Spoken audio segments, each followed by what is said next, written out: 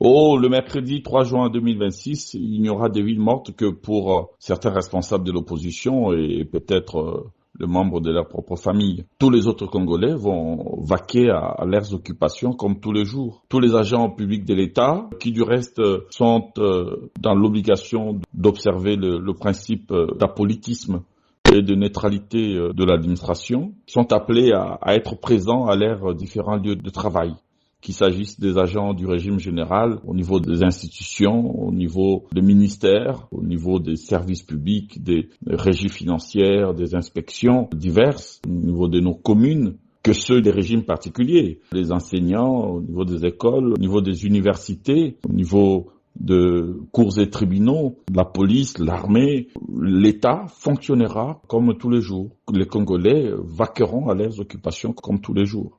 Et des missions d'inspection seront d'ailleurs organisées à cet effet parce que malheureusement pour eux, ces événements coïncident avec la période de contrôle de présence. Les listes de présence seront dressées aussi bien au niveau des administrations centrales qu'au niveau des administrations déconcentrées en province. Et ces listes seront par la suite transmises à la fonction publique dès le lendemain.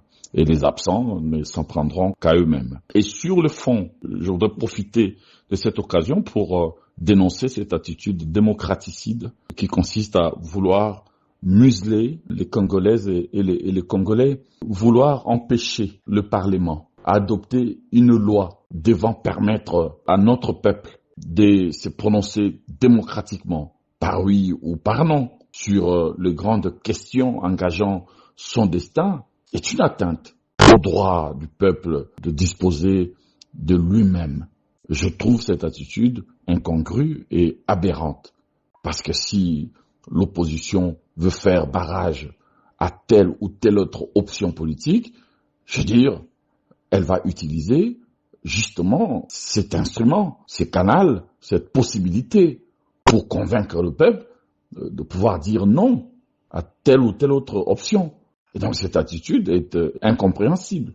Les temps où les hommes politiques parlaient et décidaient à la place du peuple est révolu. Le peuple doit reprendre pleinement son pouvoir à travers les élections et les référendums.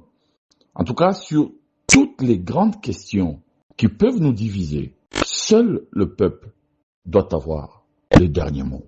Lorsque la RDC connaît des journées telles que celle de Villemort, les conséquences chiffrées peuvent être désastreuses. Ça, beaucoup de gens l'oublient.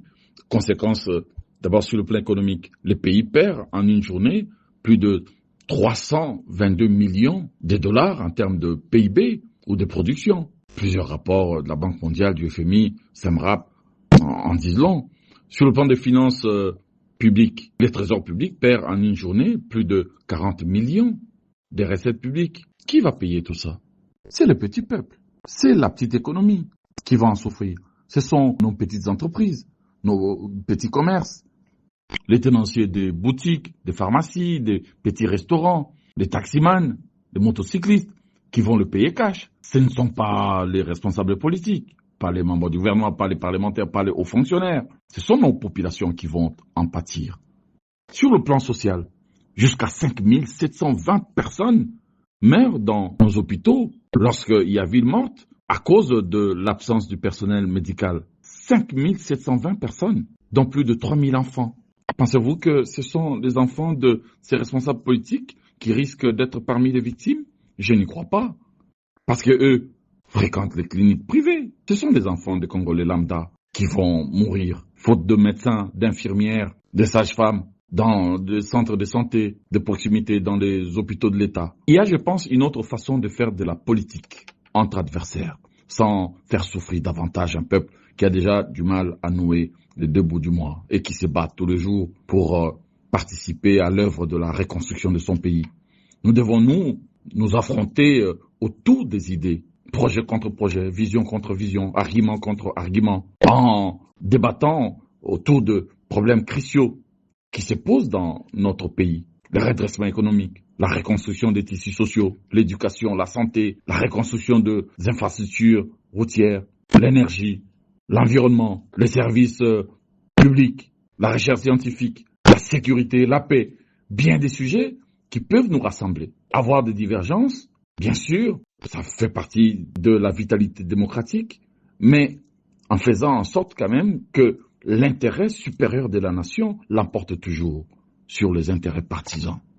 J'ose espérer que chacun de nous saura vaincre ses propres préjugés et se remettre en question pour que nous puissions faire vivre la République, une vraie République, et réconcilier nos compatriotes avec l'avenir. C'est ça mon point de vue.